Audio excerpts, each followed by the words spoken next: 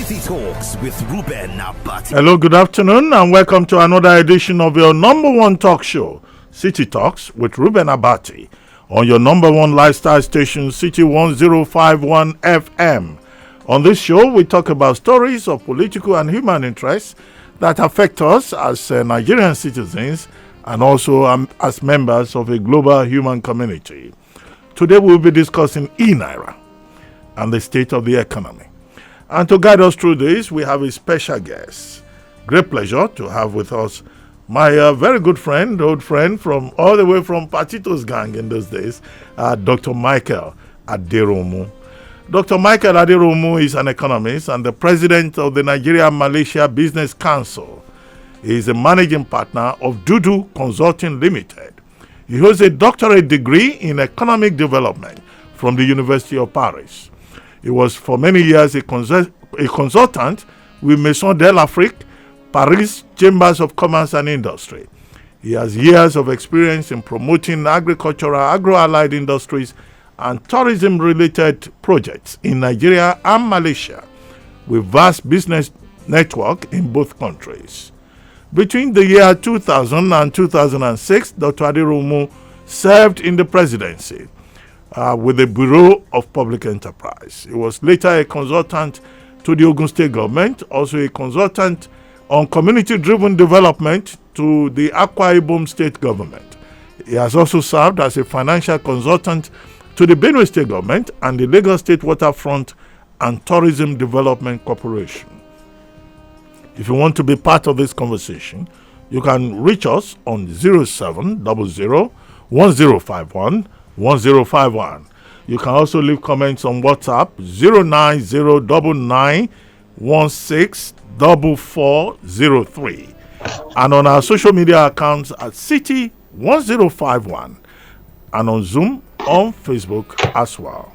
Thank you very much, Dr. Michael Aderohunmu, for joining us. It's good to hear your voice again after so many months. Yes. You're welcome. Thank you for having me. Thank you. Well, I mean, you are an economist. The other day, the Central Bank of Nigeria launched what it is called the Central Bank Digital Currency. There is the Speed Wallet. There's also, for ordinary people, there's also the Merchant Wallet. But many Nigerians probably do not know what this is all about. Digital currency, ENaira. So what is it all about? And how is it different from, the fiat money that we know? Yeah, thank you, REUBEN. Nice to have you after this long time. But I've been there. Of course, I know you are always there, very present. One of the system. It's nice to have you again, and nice to have this debate this afternoon. Our country, Nigeria, is a beautiful country, and always, if I can use the word, avant-garde to try to move forward in all areas that we see ourselves. Except sometimes there are some little adjustments that have to be made in the course of driving our processes. So it's very important to know that Nigeria is one of the African nations to start this ENaira. What is ENaira? ENaira is a central bank digital currency, called CBDC. ENaira is a payment infrastructure platform established by the CBN. And just to facilitate, one of the idea behind that is to drive the Nigerian cashless economy. That's one of the major, concept of this e-wallet. E-currency, which translates into e-wallet, and of course a different approach to access that and to make use of that. What I will say to myself, first of all, is that it is the global economy is what we can call innovative digital economy. That's what the whole world is driving at, and either we like it or not, that is going to be the future of the economy. Some of us that are kind of, if I can say, dinosaurs, that we are used to our old system of transacting. We have to try to understand how we can get involved in the digital economy and then make use of this platform that are made available all over. Yes, for instance, in a country like Malaysia, we have other things like e-wallet that is called WeChat Pay, Grab Pay. So just to say that the world is going towards that. The world is going toward cashless economy, and the objective of that is to make life easy for everybody. That is just the beginning of that. Now, okay, that's, you want to ask me something? That's just the concept of the of the digital currency, you know. Okay, well, when the CBN governor announced this and the president also endorsed it, the president was saying, look, this is going to result into significant contribution to GDP up to the tune of over 29.8 billion within a short period of time. But the major concern was about the risks involved. And just a few days later, we were told within 72 hours that the speed wallet, which I said earlier on is the one for the ordinary transactions, was compromised. Although the CBN says that has been fixed on the Google app, but initially the CBN governor was so confident that this will be fraud-free. What are the other risks that you envisage? Because the CBN had to issue a statement to tell people the helpline they should call, the proper identity of the CBN platform, and the caveat emptor in terms of precautions that people should take. How big is the risk involved? Well, we always start from what we know.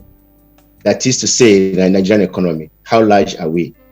In market economy, what is driven is the consumption pattern that drives the market economy. So in this case, Nigeria, for instance, Nigeria has a lot of advantage in all of the world because of the size of population. So as that may be, the advantage is also has its own risk when it comes to either new business or new platform like the one we are talking about. One of the major things that one has to consider is that what is the forces behind the digital currency. I think the CBN, Nigerian CBN, the central bank, went into partnership with a company called Bit Incorporation, right? Yes, okay. Yes, Bit. And then we know that this company has performed well in other countries, so that gave Nigerians kind of confidence to go with it and then to launch this out. So the first challenge here is that how do we, in view of our size of this of the nation and in view of the economic size, how do we have easy access to this platform so that it can render the objectives of the service, that is to serve everybody equally at the same time? I'm trying to say in terms of volume of trade. Every countries that go into digital currency have one major thing that they start with is the availability of the bandwidth. The seriousness of telecommunication depends on the availability of airwave, that is, you'll be able to communicate like we are doing now easily without interruption. So it's going to be the same thing, because we are not going to walk to your bank as we normally do, take your car. It's going to be the platform that is going to drive all the transaction. So first thing that I think the kind of challenge there is that how easy is going to be for consumers, for users of this platform to be able to access without being frozen or whereby there's not enough bandwidth. And we know once you are not able to transact the way you should, of course, Nigeria always have alternatives. So that's one of the challenges I think. I think that they should have probably make more infrastructural, system, because we know that this is going to be one of the old challenge that's going to face the usage of this platform. Yeah, but how safe? Let me rephrase the question. How safe is the ENaira, considering the fact that we're told that it is linked directly to the regular Naira, regular currency that we all know, and it will not attract any interest payments and all of that? So what exactly is unique beyond the technological innovation? Well, I think the in terms of how safe it will be, I believe that the CBN has done most of the precaution things they need to take. They need to take to see that the technology deployment is well savvy for the populace. I believe that, and no system is devoid of any zero whatever. There should be a backbone to protect customers, consumers' usage. I believe on that, but they have to work more on that. This is just starting. There are a lot of speculation that this will not be safe, but we cannot say that now because it just been launched a few days ago until we begin to see them. But I believe they must have taken some precaution on that. But beyond that, what we think, I mean, myself as an economist, what we look at that is that we are looking at the side of what has been the trend for some time. That is, we're talking about inclusion. How do you enlarge? How do you spread out the economy that people will benefit, starting from the financial aspect of it? So what we see from this e-currency is that it will enable people to transact without, from ease of doing business, like we used to say, without too much cumbersome. And at the same time, I think they are making available the platform of USSD, which means you are not necessarily to go all the time on the platform. So we think that is one positive aspect. Now, the second aspect is that that apart from Nigerian earning money from commodities, one of the areas they earn money mostly, Nigerian earn money mostly, is also on the transmission of funds from every part of the world to Nigeria. So compared to what we had before in terms of cryptocurrency, the Nigeria might not be able to control that, but in this, central bank is in charge. Central bank is accommodating, is one controlling, is one making the platform available, both for the users, for the bankers, and then also for the commerçants, the traders to participate in this. So we believe that one of the aspects is that apart from the risk that can be behind any new technology, we believe that we are going gradually, either we like it or not, we are going gradually to reducing the intermediaries in doing business like we used to have before from the normal, commercial banking transaction. That is one of the aspects that is already, known. But I believe that as we go on, the Nigerian government, CBN particularly, we improve on the transaction aspect as well as the risk, management aspect in terms of technology.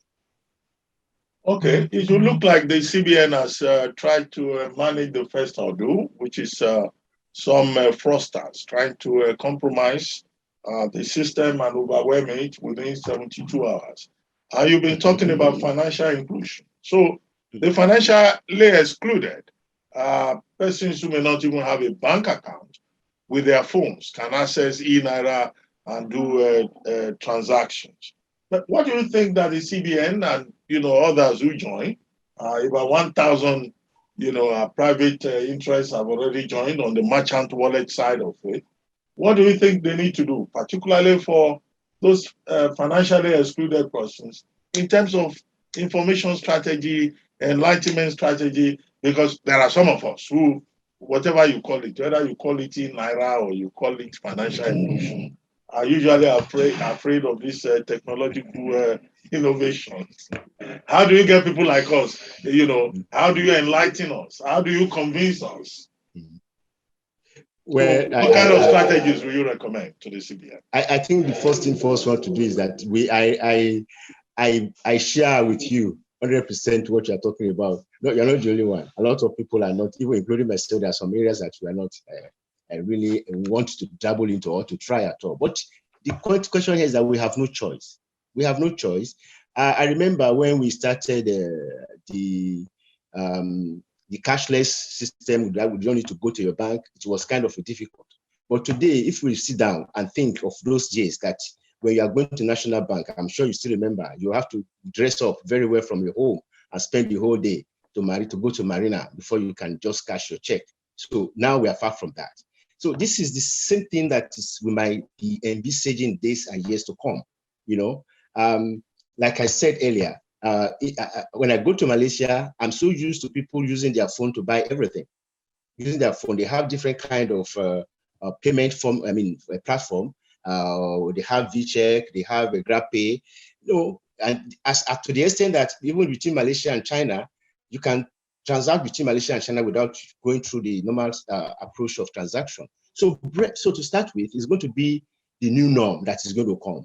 I'm hearing also that Ghana is going to launch their own very soon. Why are they doing that? Because it's going to be the way to go. So some of us that still used to our own way of transaction, we have to be introduced to it, because now it's very easy to transact from your phone to buy your what do you call your airline? I mean, airtime and the rest. It's the same system that is coming in little by little. So I believe we are going to get there. So the inclusion aspect of it will come indirectly by way of doing business. It's going to come. The point here is that how will Nigerian economy as large benefit from this? And that is where the real, the central bank put it as, establishing a system and payment infrastructure system of payment. I mean, infrastructure payment that it can support Nigerian economy. This is where we are. What are the concepts behind that? That most of these remittance, if you're in London, you have your e-wallet, you can easily transfer Naira to, ENaira to Nigeria without too much furtherance. And in that case, how will this contribute to the global, to the national economy that will, replace Nigeria on the other side? These are the questions. And if we look at it from the point of view of currency itself, it's okay, they're going to get used to that. But the deeper aspect is the economy of Nigeria itself. Without your production, you will remain permanently a buyer in the market. If you don't sell anything to the market, you come to be a buyer all the time. You go to the market to buy. And either you like it or not, your currency is at stake, either E or national or number one. So these are the areas that we believe that as we goes along, we have to be talking to. How do we link the advantage, so-called advantage of a digital currency into the Nigerian economy itself? Because if you don't have anything to sell, you are still very exposed. The difference here is that it's reduced the pressure on Naira. It reduced the pressure on Naira compared to what we used to have. Yes, Ruben, I'm listening to you. Well, Dr. Aderohunmu, let's look at it this way. Nigeria is the first country in Africa to adopt digital currency. Did we do it rather hastily, considering the fact that China, that have been on it, that had even tested this digital currency idea in about 10 provinces, is yet to go ahead fully with it. Even the US is very skeptical about it. And all of these are tied to national security concerns. Do you think that we have factored into this early enough national security concerns? Well, it's very, very difficult for us to say we have, tried enough, but probably they have tested enough to be able to launch now. What is, because I remember it was announced sometimes immediately after the central bank banned cryptocurrency, and they announced that Nigeria is going to launch their own. So what are they able to mitigate against the risk of using a cryptocurrency and to launch ENaira? That will have been the part of the technical aspects of the central bank, and all the directors of risk management will have taken into consideration to see that whatever happens, Nigeria will, the consumers will be protected, And that, like I said earlier, according to the information we got, the technical backbone has been a company that has proved that they have done well. Now, when it comes to Nigeria itself, there's a new alignment in everything now. It's a new alignment because of the economy is moving very rapidly, and at the same time, with this dislocation we have from pandemic, people are looking for a way to consolidate themselves and to look inward. So I believe that Nigerian government is trying to look inward to do for protection. Is this one of the best strategies to take? That's we shall see as it goes along. This is one of them. Central bank is the first to talk about it. Maybe other departments will begin to look what else can we do to protect our economy in order to reduce the leakages that is everywhere. Well, Doctor, the way we do it on this program, we also allow our listeners to make inputs. But before we get to that, I'd like to ask you two more questions before we begin to take calls and commentaries and comments from our listeners and viewers on the other platforms. And the first one I would like to ask you is this. President Buhari was recently in Riyadh to attend a Future Investment Initiative forum. And on that occasion, he made a case for debt cancellation for low to middle income countries as a way of investing in humanity and rich countries, showing that, look, there is a sense of commitment to global equity. Now, this was not the first time that President Buhari will make that plea. He did so also in May 2021, when he attended an African finance summit in Paris. But there are some people who are saying, look, Nigeria cannot be asking for debt cancellation, given all kinds of contradictions that we have back home here. What do you think of this? Debt cancellation for a country like Nigeria under the debt service suspension initiative of the Bretton Woods institution, or something even more beyond that? Very well. This has been a classic tussle between the so-called underdeveloped economy and developing economy. Underdeveloped, I underline that word, not even developing. This has been a classic one that has been debated here and there. And it's, I believe we don't have much time, but I will try as much as I can to just separate them into 2 or 3 places so that we can discuss from this. I remember I had the same thing with Ngozi Nkojo-Iweala in Paris. I think it was 2010. Yes, 2010 on the finance for development. She was invited then, and then it was organized by Africa and the French government for African economic development. And one of the questions is that does it worthwhile to cancel the debt of the African countries, not even Nigeria, African countries was made there. Then that was a big debate. On the other hand, we will say that who is paying who? If we look at the volume of money that's moving from Africa to Europe or to America, to the global world, who is financing who?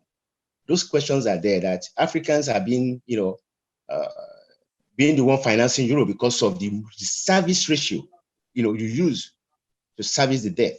So you don't have anything left for your own development. That's another debate. The third aspect is that no country in the world can develop without a proper structure of internal economy. That is what we call that in French, we call it closed circuit economy. If you cancel it, I remember during your time with former president and I remember we were together in London, we discussed this with Ngozi too. I also remember that Ngozi Nkojo-Iweala and the President Obasanjo regime that time were able to cancel and bring up. Why are we coming back? Simply because economy is not a magic. You always depend on what you have. If your economy is open, then you are open. Like I said, if you go to the market to buy all the time, you'll be tagged a perpetual buyer. Market is made for buy and selling. You sell and you buy. So you equilibrate your income like that.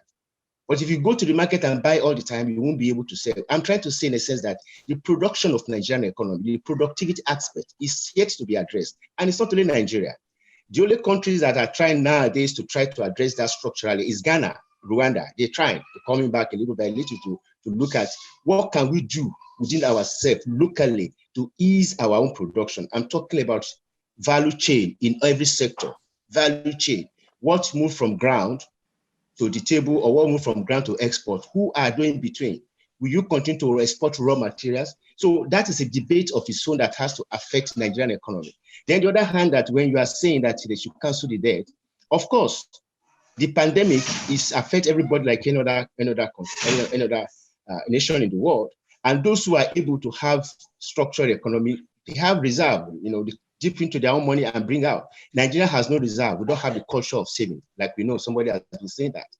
I remember also Ngozi when he said we have to have a buffer when we have excess food because we have to save it for the rainy day. The rainy day has come, nothing. So all this exposed the Nigeria economy to third party, that is to say, well, we have no choice than to come to you. What can you do to help us? After all, this problem is not our own. this pandemic came from somewhere and we are victim of it. So can you do something? It's a valid point, provided we have a structured economy whereby whatever comes in goes into. If you don't structure your economy in a way that anything that comes in can be a multiplying factor, then you are still coming to point zero. So that brings us to the debate. In by and large, I think President Buhari is right to mention it's a good thing to say. Well, are they going to do it? It's a lot of debate, because if you remember very well, which I think we were together almost at that time, it took a lot of years to structure that. Not only that, it took a lot of someone who understands the system to speak the language, to be able to give us this cancellation. So that is a long era. And now we are facing with another different challenges. We have a population that has grown, young population, that's 40% population of Nigeria are unemployed, and they are young ones. So there's no productivity. This is the real aspect. The aspect is that how do you go back to the table, or so it's called drawing board, and include everybody, and that is another aspect. So to answer your question, it's a good thing to ask for cancellation, debt cancellation. Another thing is that how do you make sure that you are not going back to the same place that you left from, which has been resolved some years back, and we are still here today. Okay, well, you've been involved a lot in providing advice, financial consultancy in the agricultural sector. And agri is a major issue for Nigeria. The present administration has been talking about the diversification of the economy. At a point, we even had to shut down some of our borders to encourage local production of rice, maize, and other basic items. But in spite of that, if you look at the Bureau of Statistics data, food inflation is still over 20%. What is responsible for this disconnect between data and claims by government that Nigeria has been able to achieve self-sufficiency in food production? Well, data is something we are familiar with. We can't talk without giving data. Depends on how we want to use it. But we are living in Nigeria, and that is what I tell our counterparts. We are living here. We live in the underdeveloped system. So we know what is happening. We know what is happening to us. So we can talk directly. There are many factors that are responsible for the current inflation or food shortage. We know about security, we come to that. No country in the world can call, a sovereign nation like you understand, without producing at least 70 to 80% of food internally. Of course, you cannot avoid importation of food, but you have to produce enough quantity to be able to satisfy your population. And if you look at the case of Nigeria, whereby our nutritional aspect is very simple, we have simple, there's no more transformation, there's no more processing of food into our to Nigerian culture of food consumption. So it's very easy. So it means from farm to table. And that's where the challenge is. Why are we not able, since all these days, to be able to produce enough? And we know the large expanse of Arab land that we have that has not been touched. So this now comes to the framework of Nigerian economy itself, the structure. How do you take advantage of what you have? And it's a primary and elementary economy is about advantage. I mean, the theory for, So we know that with the only thing we have there that can be done, that can be easily accessible for us, our population, is agriculture. So it is enough for us to sit down there and design a framework.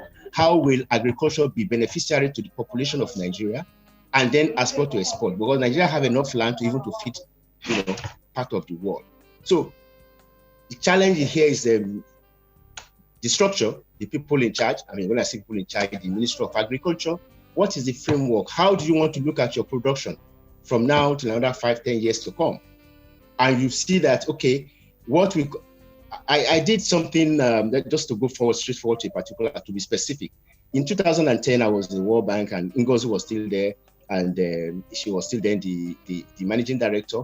I did something on cassava, because Nigeria is the largest producer of cassava in the whole world. At that time, they produced about 55,000 metric tons, and the next country that produced to us about 20-something. So the ratio between this following country, which is like Brazil, and Nigeria was a lot. And what do we do with our cassava? Not much. Luckily, we have Aderohunmu that came at that time talking about flour, cassava flour to be inclusive in our bread production, bakery production, so that we can have, reduction in terms of our foreign exchange. The point I'm making here is that you have to choose a specific of your production and develop it, apply R&D, do a lot of research. We have a lot of people around that know that if the cassava is well handled the way it should be, we have more than 250 products out of cassava that can come. So if you are the largest producer of cassava, what stops you to specialize in all this and even to export the finished product to the global market? So this is one of aspects that is specific in what I'm talking about. So agriculture is the only thing that Africa has, and Nigeria in particular. So you should be able to transform that and make sure it gets, covers you up in every area. So you can go to the market and sell what you have, processing this time around with value addition, not just to export cocoa or export a cassava pallet with that. There are more to that, and that is just about it. So I don't want, my style, Reuben. I don't want to talk without being specific on the thing. But here we are saying the same thing all the time. What I'm saying is not new. Everybody knows that. But how do we identify that particular aspect that would distinguish Nigeria? Because you have advantage in this product. How do you transform it and be your own signatory in the global market? That's what the problem is. Then on the other hand, we have the security challenges all over the world. We are trying to drive investment to Nigeria, but we know that we have some challenges, because how do we convince them that the investment will be safe if they bring money to Nigeria in view of what is happening from the security aspect? President Buhari in Riyadh was assuring everyone in the international community that the government of Nigeria, has done a lot to make the environment safe for investment. But okay, very quickly, last question from me before we hold the lines open, and it has to do with the Nigerian Economic Summit Group summit that just ended in Abuja this week. Now, what do you think of this think tank? I was saying, look, we have Economic Summit Group, forum every time. But what is the linkage between that forum and input into policy in terms of inputs and outcomes? Does anyone at all even listen to such a strategic platform as the NESG? But one issue came up which is with regard to subsidy. And the Minister of Finance was saying that provision had been made for providing subsidy, petroleum subsidy up to the middle of 2022. But within the purview of the Petroleum Industry Act that is now operative, isn't that illegal? And where is the money coming from? They claim they put it in the budget. Is there not a contradiction there? First of all, I'm very happy that you are bringing the Economic Summit. As a member, former member, I'm no more active as I used to be. I was very active during the time when you were still in the government. I remember we had a Economic Summit, was this 16, in where you were there, myself and other dignitaries.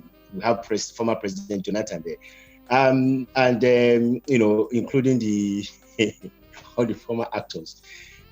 That time, there was what we called a structure that was laid in NESG, is to be able to get straight away to the decision makers, at least the presidency, fashion out things that are going to happen. So I belong to the commission there, Food and Security Commission, and one of the tasks you gave us that how can we improve our food, produce what you eat and eat what you produce? So one aspect that we discovered in my own commission was that we have a lot of wastages. For instance, between the farmland and the marketplace, a lot of products are wasted, and they are still up to now. So what is responsible for that? One proposal that we suggest to them is what they can call access road.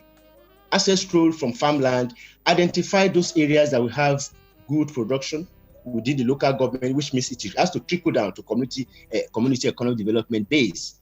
Identify those areas and correct those mistakes. For instance, access land from road, it's just a few kilometers.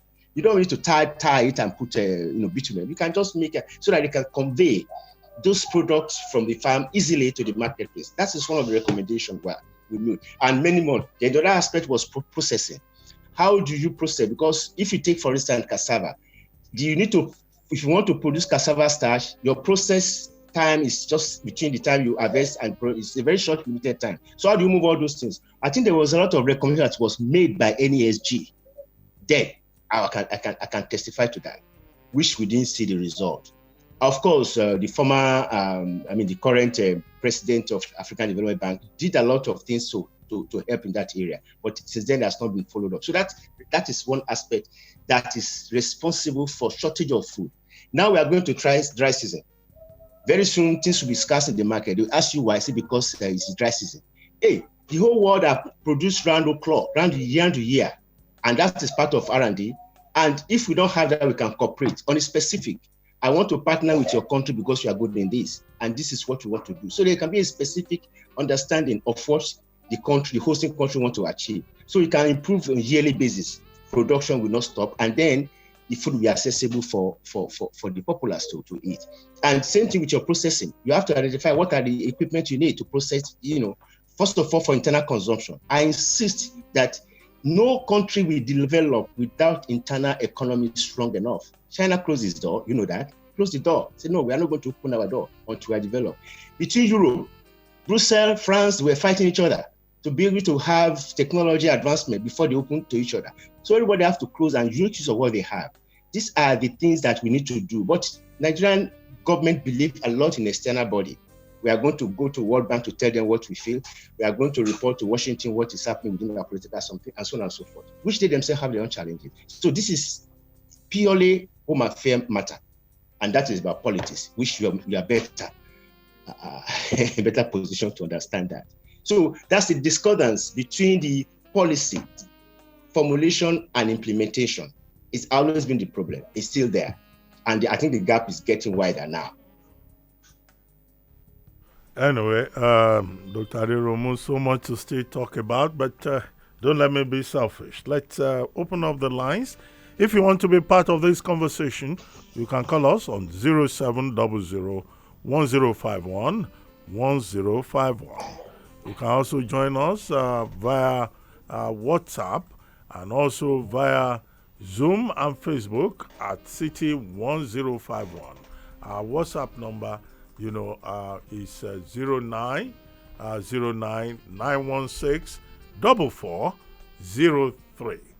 So let's find out who is going to make the first call. Yes, thank you very much for joining us. Hello, good afternoon. Good afternoon.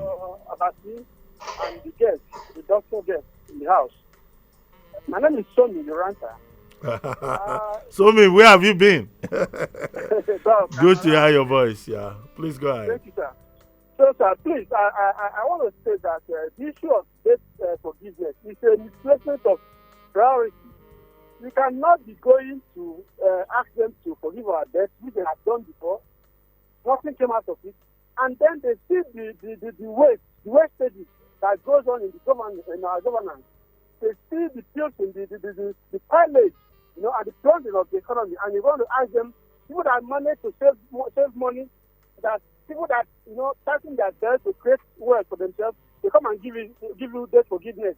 We don't deserve it. And it's a waste of time asking for that. That's what I want to say, please. Thank you.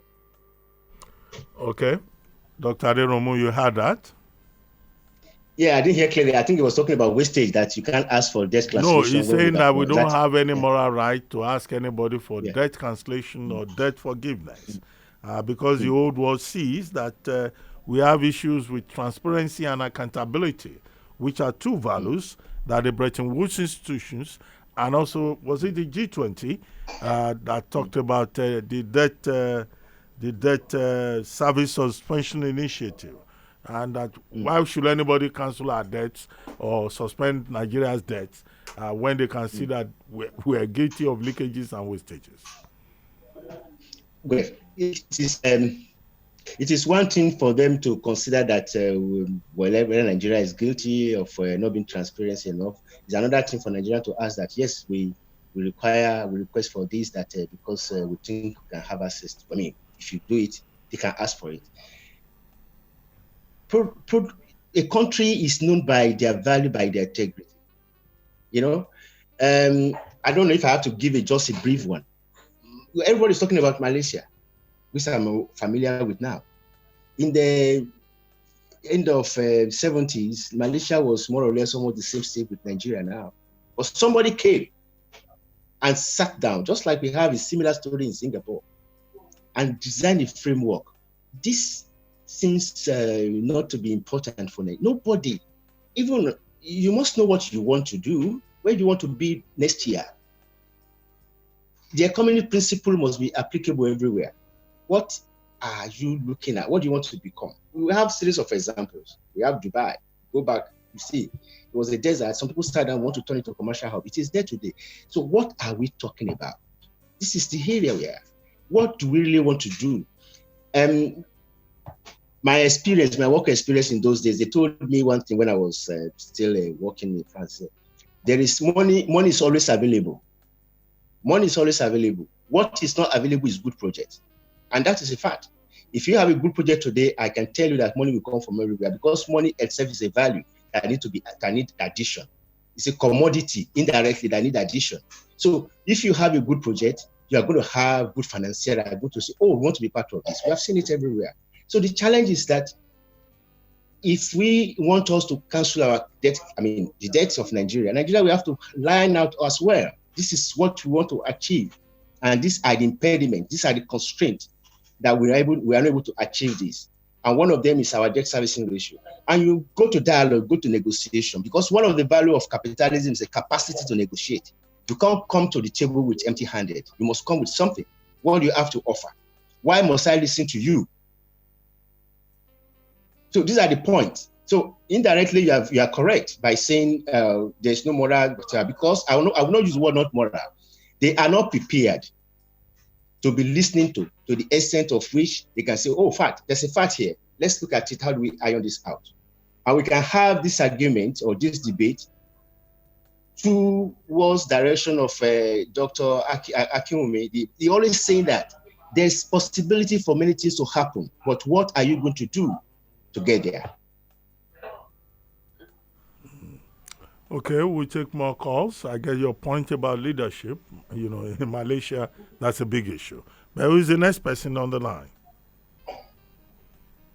Hello? Okay. We have someone joining us via WhatsApp. This is Bright from Igondo. He says, is it wise for Nigeria to ban cryptocurrency and launch ENaira? That many countries, advanced countries, some of them in Africa, support cryptocurrency. Why is Nigeria an exception? Secondly, is there the blockchain technology in Nigeria to protect fraudsters from looting people's money? Well, this is part of what we had just run through earlier on. Every country have the right to think what is good for them. If the Nigerian government and through CBN think that Nigerian economy is not protected, or rather investors, because there's a lot of leakages. We know what happens in America for those who invested in cryptocurrency, that today it values so much, amount of dollars, and 2-3 days after it goes down. So, which is not even good for the economy as well. So you cannot 100% mitigate against the risk, but you can evaluate it and then, find a way to mitigate. I believe that the Nigerian government has the right to say, no, we don't want this. They are not the only one, actually. And we also have other countries that, use that as their internal medium of exchange, So if Nigeria feel that the economy is porous to fraudsters through this medium, they can ban it. On the other hand, the ENaira, I believe there's a lot of debate and precaution have been taken to safeguard what we're running away from, from the whatever misdeed or mishandle of a cryptocurrency not to happen in the ENaira. So I believe those ones are taken care of. You can never be 100% foolproof for any fraudster, but you have a minimum, protection that can protect you in order for you to achieve the objective. And you know what? It's evolutive. There's no permanent. Technology is something that every day as we are talking, they're inventing something new. It's only in this part of the world that we sometimes we just allow and we surprised when things are happening. Both the frauders and the inventors of the technology always try to mitigate a step forward. So I believe it's going to be evolutive. The most important thing is that when you start, first of all, you think very well before you start. What do we have? How do City Talks with REUBEN ABATI. Welcome back to City Talks with REUBEN ABATI here on City 1051 FM. And our guest is still Dr. Michael Aderohunmu, who has been discussing ENaira, introduced by the Central Bank of Nigeria, and other issues within the Nigerian economy. Dr. Aderohunmu, it's good to have you back. So if you may just continue from where you left off. Yes, what were we saying? We're talking about that the government must have taken into consideration, and that it's good for Nigerians to take a plunge and think of what they are doing, and mitigate against it by working, having a partner. There's nothing you can do on your own, by the way. You have to have a partner that could do that. So the primary objective, the primary concern here is that why do you do what you do? What is going to be the advantage for Nigeria? Can this move a Nigerian economy from where it used to be to another level? And what do we have to do that? So these are the things that as we move on, we improve on it. But the basic framework, I think, is grounded that we might not be able to control cryptocurrency, but with the platform that they are laying out because the system of payment, which is P2P, that is people, and the bank and the commerce to come together on the platform, that's P2P, product and people. So these are the platform behind. The frame before, which is going to be controlled by the central bank indirectly for now. So it eliminates external influences much easier than what you have in cryptocurrency. And at the same time, it reduces intermediary. As it goes on, it's going to be much easier for you to transact easily within your e-wallet and your business without interfering to anywhere for anyone. Okay, we seem to have another caller on the line. Your name, your location, and your comment or question. Hello? Hello? Okay. Hello? Hello. Yes, good afternoon. Thank you for joining us. Dr. Abati, good afternoon. Good afternoon. And good afternoon to your guest. Yes, thank you. Mr. Darlington speaking. Okay, Darlington, thank you for joining us. Yes.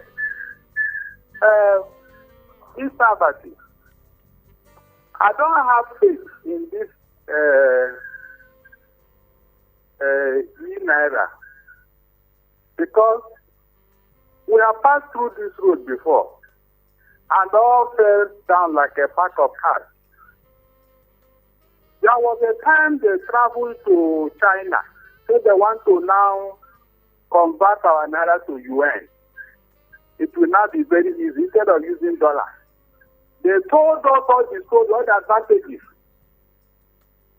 Today, you and I know what happened after.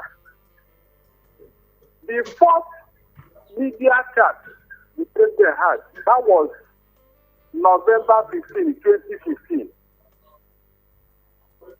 After they have stopped people from paying and withdrawing from their domiciliary account, then they want to protect the Naira. It was during that interview that one of the pressmen or journalists told him that, look, Mr. President, I have $200 in my account.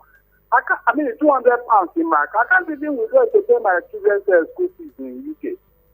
He said he will find out later from CBN governor. After that interview, the president now reversed that policy. Meanwhile, before that time, all the oil majors, all the embassies, they have scattered away their money through the border. And we lost so much billions of dollars. And then the president now went all over the place, asking foreigners to come and invest, bring their dollar back home. The same dollar you say they should not pay him. Now, during the launching of this particular money by CBN, Dr. Ruben, only 3 media artists were invited. And they were not allowed to ask questions. What is the secret all about?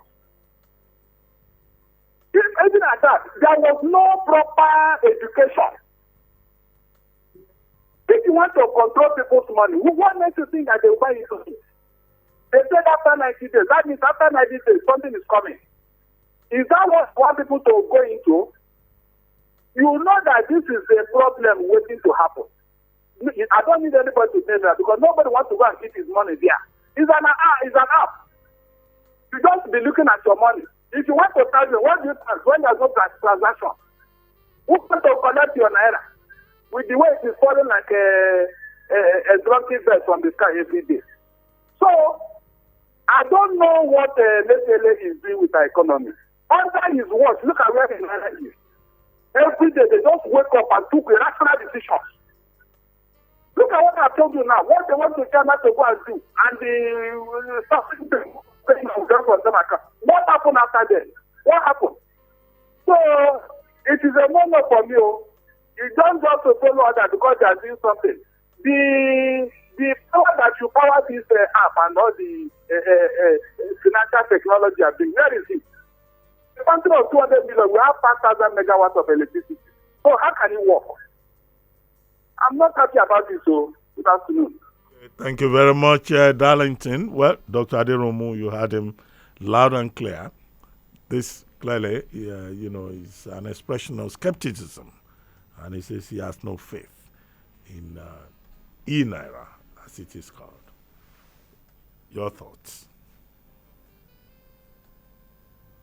Hello, Dr. Aderohunmu? Hello? Yes, I'm here. Yes. Did you hear what our last caller said? Yes, I heard him. Can you hear me? Oh, yes, I can hear you. Yes, it's about just 3 points. One is implementation, awareness campaign. The most informed people about the advantage of this. Why is Nigeria going to digital? What is the advantage for people? This has to be clearly. Second one is about implementation. That is something happened before. We don't want things to happen again. I can understand his concern, where it's coming from. Are we going to explain the same thing? This is about implementation, which is between the purview of the central bank and the actors, And I think the system is safe. That's why the technology can be able to speak for that. Once it's deployed, all you have to do is to improve on that. I think that is okay. And the third one is that, like I said, we cannot remain a dinosaur. Either we like it or not, things are going to be changing. We are not. You are not going to move all your money from your bank account to e-wallet. No, it's supposed to see a system of transaction, a form of transaction that you can be involved with, particularly the end user. From like I said, you can go to supermarkets or bringing out your money, use your phone, and then you make your payment. Those are the easiest part of it. Behind that is what is more of a challenge for us. How will this benefit Nigerian economy? How will they improve on it? If you start something, you must be a leader in that something. If Nigeria is going to be the first country to start this in Africa, then you must be able to advance to the extent of mastering that particular system that other countries will want to copy you. And then you can sell your savoir-faire, what you understood, what you know, what you have mastered to other countries. These are this, which means forward-looking. If you are doing that, then you will mitigate against failure. It's 200% proof of that. So that's what I can say. It's not that you are going to move all your money from your account or go to e-wallet. Nobody's going to do that. But it's that is gradually that is coming to stay. I believe so. I don't think they have to wake up tomorrow and cancel it. Rather, they are going to improve on it because the young generation, they are digital savvy more than any one of us. And this is going to be the way to go. No other, I said earlier, I remember in those days when I come to Nigeria, I say I'm going to bank today. And because he's going to bank today, lose somewhere in Surulere, he has to go and sit there in Marina before he can close the transaction. That is gone. I mean, remember, Ruben. So that is gone. So the same thing we are going gradually. So the point here is that let those in charge of this one think, not only today, but tomorrow, and manage it very well. And the global economy is ready. Once you identify what you want to do, you have partners. It depends on your ability to negotiate and get what you want. If you negotiate properly, the whole world will serve you. That is essence of capitalism. They will serve you and give you the best. And when you give the best to your people, you increase productivity. And then Nigerian name that we're all proud of will be there because we have them all over the world. Nigeria is a country to reckon with. Okay, well, this will be the final question, and it's from, I think this is from WhatsApp. And the person says, "Good afternoon, Dr. Abati and our guest. How can anybody reconcile the action of this government talking about boosting agriculture, but at the same time, the same government allows people to destroy other people's farms and get away with their wicked actions unpunished? Thanks. Chooks from Ikeja." Well, this sounds political. This sounds political. Yes. I don't know how you deal with it. Yes, these are political willingness. What is politics, by the way? Politics is about people. Politics is about development. And development is people. That's politics. You don't unilaterally take a policy without considering the aspect or the interest of your people. Otherwise, you are doing the opposite. So it's a willingness. It's about where do you want to go? What do you want to do? If you want to make agriculture your mainstay, which is the backbone of the economy, as it is so today, not even petrol, not other part, it's agriculture the backbone. If you want to make now a mainstay to be able to be transform the economy, then you have to take measures, including political measures. Nothing can be achieved without all these ones. I'm very happy, Ruben. When people make reference to America, none of these countries take a step without considering their own interest. First, they will consider it, and not only the present situation, you consider the futuristic one, and they consider that if they launch this, they want to dominate it. It is a system that is capitalist system. It is what you bring to the market. So first of all, it's about your policy. And policy is about your politics. So you have to come together. Nigeria is large enough to accommodate everybody. So it's about willingness to say, okay, let's sit down and discuss. What is the situation? Why you want to stop another? This does not happen before. I grew up with the people that they call, the Fulanis. And to today, I still have a lot of best Fulani as my partners. So what happened in between? These are politics. And then you cannot iron it out in 1 second about this. This is about sitting down, about national dialogue, and sit down. Who are Nigerians? Who are we? What do you want to become? And how do you want to? Well, on that note, Dr. Michael Aderohunmu, I would like to thank you very much for taking time out to join us today on City Talks with Reuben Abati. Thank you very much indeed. And let me also thank all our callers, those who joined us on Zoom and Facebook, and everyone who made a comment or raised a question. Remember, however, that the conversation does not end here. You can reach out to me on my social media account at ABATI1990 on Instagram, and also at City1051 on all social media platforms. For those of you who tuned in late, well, you don't have to worry. You can visit our YouTube page, City1051, to watch the entire show shortly. And don't forget to hit the subscribe button and leave comments. And don't forget also to tune in next week at noon for another exciting edition of City Talks. My name is Reuben Abati. The show was produced by Adedoja Allen, Abiodun Odunton, Ayodamola Oludara, Bello Akim, and Oluwaseun Adetitun. Have a great weekend. Thank you for listening. We'll join you again next Saturday. Thank you. City Talks with Reuben Abati.